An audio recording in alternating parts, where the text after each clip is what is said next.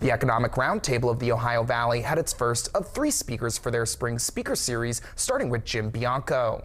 According to the Vice President of Programming for the Economic Roundtable, Greg Delemiseester, this spring series will include 2 economists and the region's EPA administration in Ohio.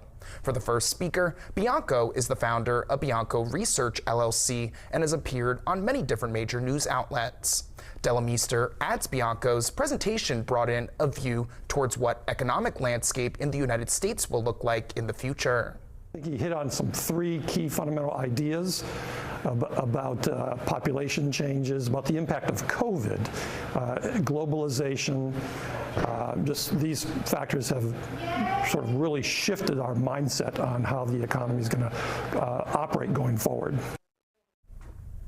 Delemiseester says the Economic Roundtable presents a partnership between Marietta College and local business leaders to present information about the economy.